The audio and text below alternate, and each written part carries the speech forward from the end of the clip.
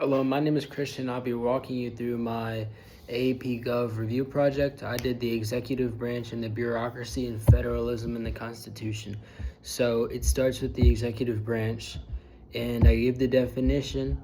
I start with the parts of the branch, that being the president. I go over the president.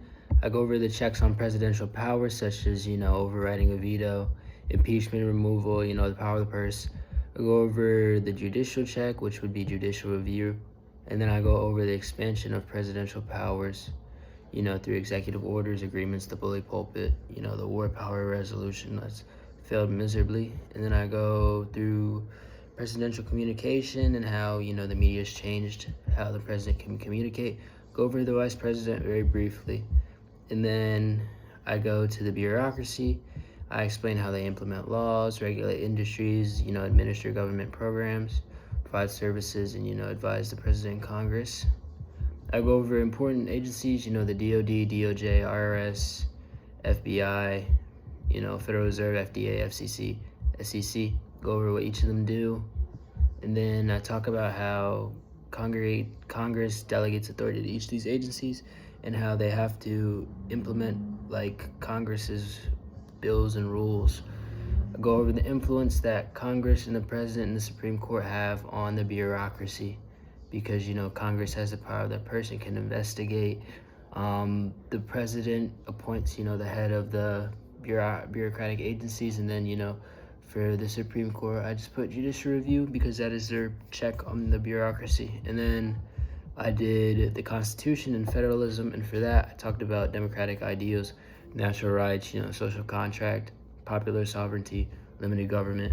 And then I talked about the Constitution and how the ideals that I just listed are, reflected in the Declaration of Independence and Constitution. In the Constitution, the rule of law, separation of powers, federalism, the process to amend the Constitution, the Bill of Rights. And then I put for the Declaration of Independence, popular sovereignty, national rights, and equality. That's listed in there. I put the 3 types: participatory, pluralist, and elite.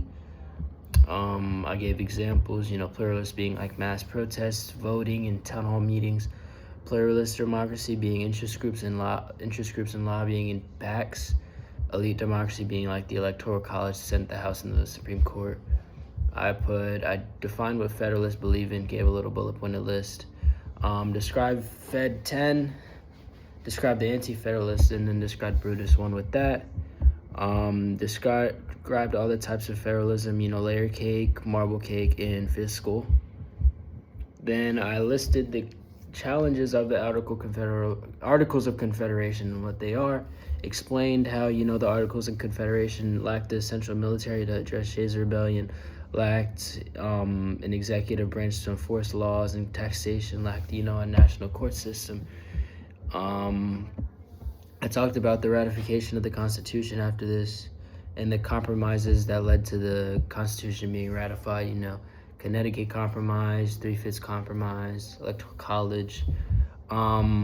Then I talked about the Constitution today and how it's a divisive issue because of the wording and how not everything is explicitly stated.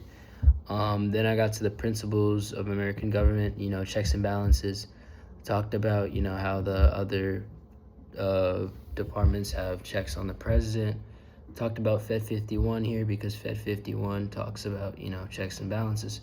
So I talked about that. Separation of powers, went through that to make sure no branch becomes too powerful. I talked about the relationship between the states and the federal government and which powers are reserved to each one and which ones are concurrent. Then I talked about constitutional interpretation and federalism. Talked about a bunch of stuff. I talked about the 10th Amendment, the 14th Amendment, the Commerce Clause, Necessary and Proper Clause, Supremacy Clause, and that's pretty much it. I did this with Ronnie, by the way. Thank you.